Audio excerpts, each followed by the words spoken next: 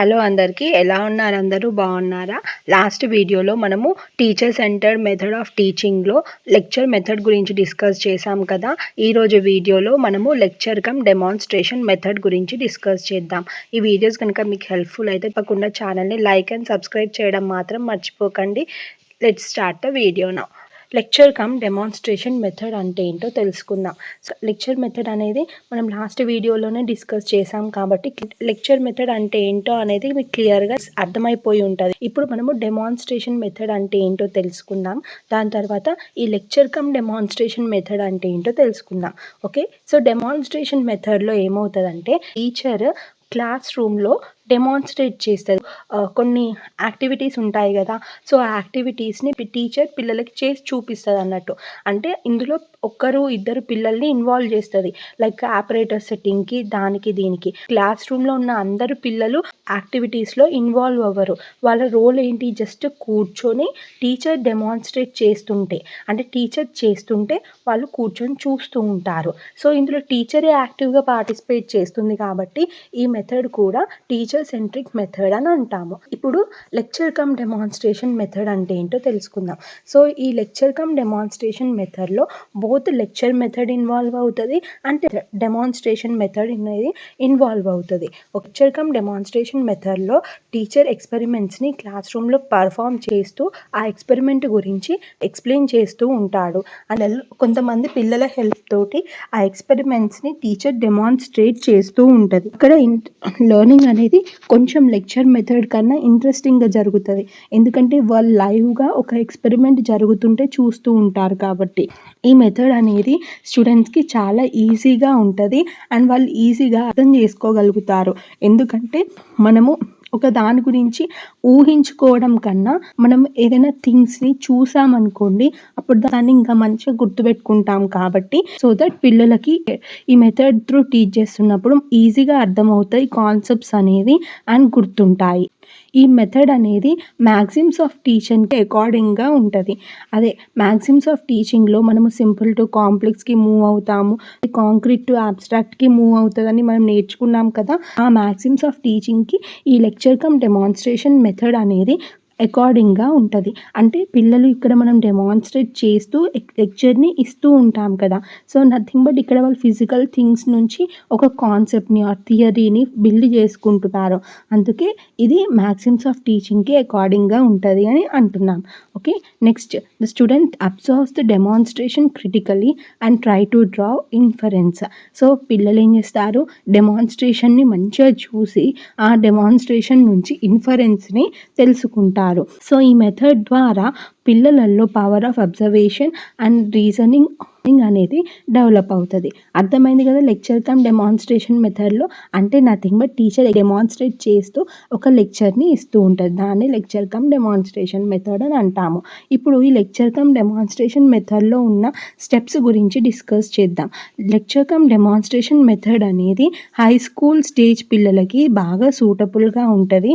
And ఇందులో first step ఏంటంటే planning and preparation. Second step is introducing the lesson and third step is presentation of the subject matter. Fourth one is performance of experiment and fifth is chalkboard work. Okay, so these are the 5 steps of lecture cum demonstration method. So ఇప్పుడు planning and ప్రిపరేషన్లో ఏమవుతుంది అని చూద్దాం. Lecture cum demonstration లెసన్ని teacher start చేసే ముందు ఏం చేస్తారంటే వాళ్ళు ఫస్ట్ ప్రిపేర్ అండ్ ప్లాన్ చేసుకుంటారు. టీచర్ ప్రిపేర్ అవుతున్నప్పుడు టీచర్ ఎలాంటి పాయింట్స్ మైండ్లో పెట్టుకోవాలంటే సబ్జెక్ట్ మ్యాటర్ గురించి, లెసన్ ప్లానింగ్ గురించి, ఎక్స్పెరిమెంట్ రిహార్సల్ గురించి and collection and arrangement of operators గురించి టీచర్ ఫస్ట్ మైండ్లో పెట్టుకోవాలి.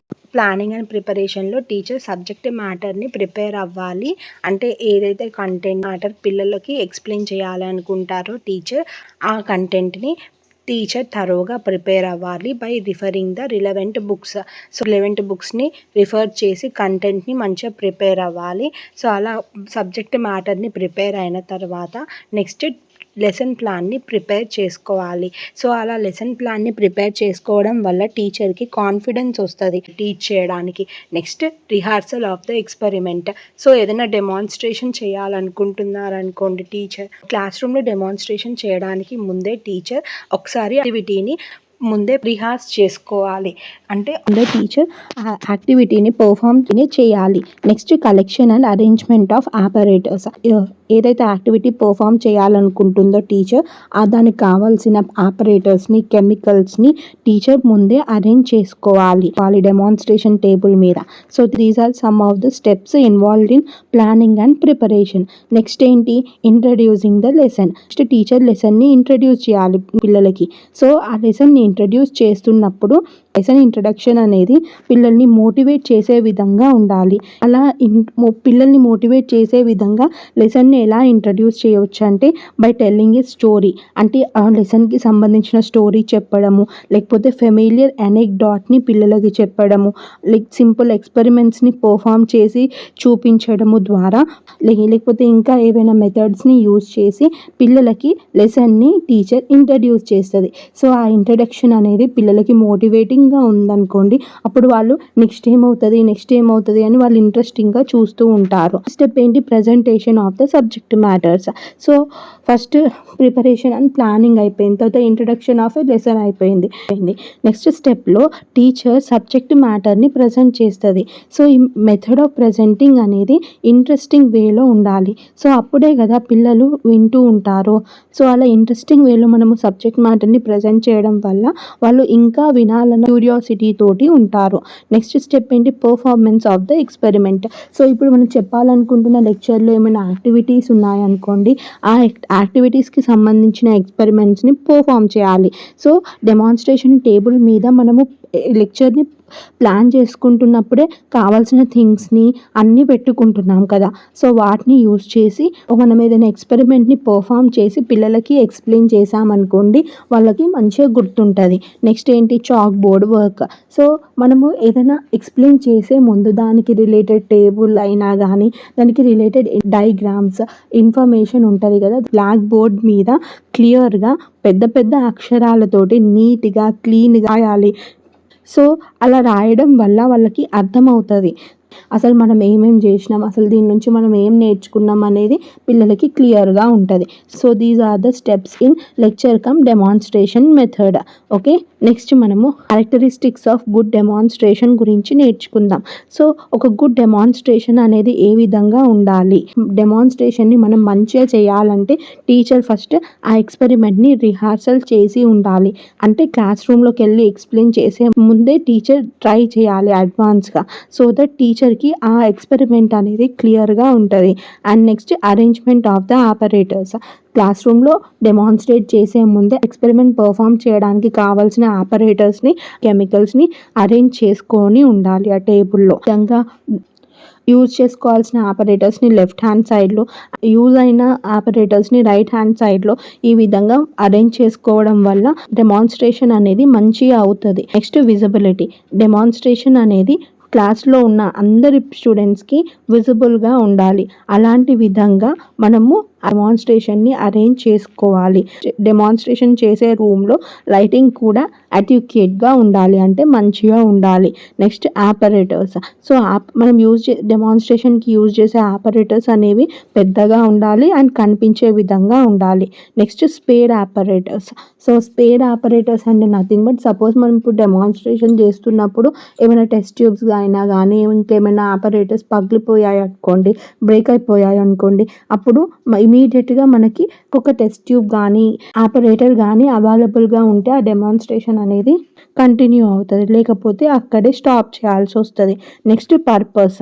సో ఒక డెమాన్స్ట్రేషన్ చేసేటప్పుడు ఆ డెమాన్స్ట్రేషన్ యొక్క ఎయిమ్స్ అనేవి టీచర్కి తెలిసి ఉండాలి. ఎందుకు ఆ డెమాన్స్ట్రేషన్ని పర్ఫామ్ చేస్తున్నాము, డెమాన్స్ట్రేషన్ని పర్ఫామ్ చేయడం వల్ల పిల్లలలో ఏం చేంజ్ వస్తుంది అన్నది క్లియర్గా ఉందనుకోండి టీచర్కి, అప్పుడు టీచర్ డెమాన్స్ట్రేషన్ చేస్తున్న పర్పస్ అనేది క్లియర్గా ఉంటుంది. Okay, next involvement of students. So demonstration చేస్తున్నప్పుడు టీచరే ఎలాన్గా చేయకుండా అట్లీస్ట్ క్లాస్ రూమ్లో ఉన్న కొంతమంది పిల్లల హెల్ప్ అన్న తీసుకోవాలి. ఆపరేటర్స్ అరేంజ్మెంట్లో కానీ, లేకపోతే బ్లాక్ బోర్డ్ మీద రైటింగ్ సమ్మరీని కంప్లీట్ చేయడానికి, రీడింగ్స్ తీసుకోవడానికి ఆ పిల్లల్ని ఇన్వాల్వ్ చేయడం డెమాన్స్ట్రేషన్లో టీచర్. అండ్ డెమాన్స్ట్రేషన్ అనేది సింపుల్గా ఉండాలి అండ్ స్పీడ్గా జరిగే విధంగా ఉండాలి. And use of teaching AIDS. Demonstration చేస్తున్నప్పుడు టీచింగ్ ఎయిడ్స్ని కూడా యూజ్ చేయాలి. అంటే ఆ డెమాన్స్ట్రేషన్కి సంబంధించిన ఇన్ఫర్మేషన్ అంతా చార్ట్ మీద సమ్మరీ లాగా తయారు చేయించడము, పిక్చర్స్, మోడల్స్ అండ్ ఫిలిమ్స్ని యూజ్ చేయడము లాంటివి చేస్తూ ఉండాలి. మనం చేస్తున్న ఎక్స్పెరిమెంట్ అనేది సీజన్కి అండ్ పర్టికులర్ టైం పీరియడ్కి రిలేటెడ్గా అకార్డింగ్గా ఉండాలి. లేకపోతే మనం చేస్తున్న ఎక్స్పెరిమెంట్ యొక్క రిజల్ట్స్ అనేవి సరిగ్గా రావు. అండ్ గుడ్ డెమాన్స్ట్రేషన్ చేస్తున్నప్పుడు మనము క్వశ్చన్స్ కూడా అడుగుతూ ఉండాలి పిల్లల్ని. సో అలా డెమాన్స్ట్రేట్ చేస్తున్నప్పుడు మనం క్వశ్చన్స్ అడగడం వల్ల పిల్లలు థింక్ చేస్తూ ఉంటారు అండ్ యాక్టివ్గా ఉంటారు. Next black board use. Principles రాయడానికి, డయాగ్రామ్స్ డ్రా చేయడానికి మనము బ్లాక్ బోర్డ్స్ని యూజ్ చేయాలి and take one idea at a time. So ఒకటేసారి డెమాన్స్ట్రేషన్ పర్ఫామ్ చేస్తున్నప్పుడు 2-3 ఐడియాస్ని ఒకటేసారి తీసుకున్నాం అనుకోండి, కన్ఫ్యూజ్ అయిపోతూ ఉంటారు పిల్లలు. సో అలా కాకుండా ఒక 1 by 1 ఐడియాస్ని తీసుకొని డెమాన్స్ట్రేషన్ని పర్ఫామ్ చేయాలి. ఎస్పెషల్గా చిన్న పిల్లలు అయితే ఇంకెక్కువగా కన్ఫ్యూజ్ అవుతారు. నెక్స్ట్ డెమాన్స్ట్రేషన్ని స్టెప్ బై స్టెప్గా పర్ఫామ్ చేయాలి. డెమాన్స్ట్రేషన్ని చేస్తున్నప్పుడు డేటాని ప్రాపర్గా స్టూడెంట్ చేత రికార్డ్ చేయించాలి.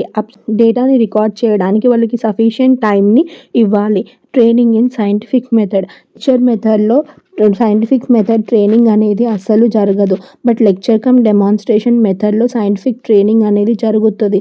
ఎందుకంటే డెమాన్స్ట్రేషన్ పర్ఫామ్ చేస్తున్నప్పుడు పిల్లలకి కొన్ని ఎబిలిటీస్ని వాళ్ళు యూజ్ చేసే ఛాన్స్ వస్తుంది. Like observing, analysing, verifying etcetera. Okay, and so that వాళ్ళకు సైంటిఫిక్ మెథడ్లో ట్రైనింగ్ అనేది వస్తుంది. Next teacher as show man. So టీచర్కి వేరియస్ మెథడ్స్ గురించి తెలిసి ఉంటుంది అండ్ పిల్లల యొక్క అటెన్షన్ని ఎలా గ్రాప్ చేయాలి, వాళ్ళలో ఇంట్రెస్ట్ని ఎలా క్రియేట్ చేయాలి అనేది కూడా తెలిసి ఉంటుంది. అందుకే టీచర్ యాజ్ షో మ్యాన్ అని అంటున్నాము. Next evaluate. సో డెమాన్స్ట్రేషన్ని పర్ఫామ్ చేసిన తర్వాత ఆ డెమాన్స్ట్రేషన్కి తగిన అసైన్మెంట్ని పిల్లలకి ఇవ్వాలి. సో దానివల్ల పిల్లలకి ఆ డెమాన్స్ట్రేషన్ ఎంతవరకు అర్థమైంది అనేది మనము ఎవాల్యుయేట్ చేయడానికి హెల్ప్ఫుల్గా ఉంటుంది. So these are some of the characteristics of good demonstration. Next మనము merits of lecture cum demonstration method గురించి నేర్చుకుందాం. లెక్చర్ కమ్ డెమాన్స్ట్రేషన్ మెథడ్ అనేది కాంక్రీట్ టు అబ్స్ట్రాక్ట్కి ప్రొసీడ్ అవుతుంది. సో పిల్లలకి ఎప్పుడైనా కాంక్రీట్ టు అబ్స్ట్రాక్ట్కి మనం ఎక్స్ప్లెయిన్ చేస్తే అది వాళ్ళకి మంచిగా గుర్తుంటుంది. అండ్ ఈ లెక్చర్ కమ్ డెమాన్స్ట్రేషన్ మెథడ్ అనేది ఎకనామికల్ మెథడ్ కూడా. ఎందుకంటే ఇక్కడ ఎక్స్పెరిమెంట్స్ని టీచర్ పర్ఫామ్ చేస్తుంది. హోల్ క్లాస్ ఎక్స్పెరిమెంట్స్ని పర్ఫామ్ చేస్తే అప్పుడు చాలా ఖర్చు అవుతుంది. బట్ వేరాస్ టీచరే అలోన్గా ఎక్స్పెరిమెంట్ని పర్ఫామ్ చేస్తుంది కాబట్టి it is an economical method. And lecture cum demonstration method అనేది టైమ్ సేవింగ్ మెథడ్ కూడా when compare to heuristic and project method. So heuristic and project method తోటి కంపేర్ చేస్తే లెక్చర్ కమ్ డెమాన్స్ట్రేషన్ మెథడ్ అనేది time saving method. వేరాస్ lecture method తోటి compare చేస్తే lecture cum demonstration method అనేది కొంచెం time consuming method. అర్థమైందా? Next activity method. ఈ lecture cum demonstration మెథడ్లో మనము వేరియస్ యాక్టివిటీస్ని పర్ఫామ్ చేస్తున్నాం కాబట్టి స్టూడెంట్స్ యాక్టివిటీస్లో ఎంగేజ్ అవుతున్నారు. Like observing, taking notes, answering questions, drawings etcetera. So అందుకే లెక్చర్ కమ్ డెమాన్స్ట్రేషన్ మెథడ్ని యాక్టివిటీ మెథడ్ అని కూడా అంటున్నాము. బట్ మనం దీన్ని ఎందుకు టీచర్ సెంట్రిక్ మెథడ్లో నేర్చుకుంటున్నామంటే మేజర్గా చేయాల్సిన పనులన్నీ టీచరే చేస్తుంది. జస్ట్ పిల్లలు చిన్న చిన్న రోల్స్ని ప్లే చేస్తూ ఉంటారు. అందుకే ఇది టీచర్ సెంట్రిక్ మెథడ్ అవుతుంది. Next useful to all student. ఈ మెథడ్ అనేది అన్ని టైప్ ఆఫ్ స్టూడెంట్స్కి సూటబుల్గా ఉంటుంది. Like average, below average and above average students ఎవరికైనా కానీ టీచ్ చేయడానికి ఈ మెథడ్ అనేది సూటబుల్గా ఉంటుంది.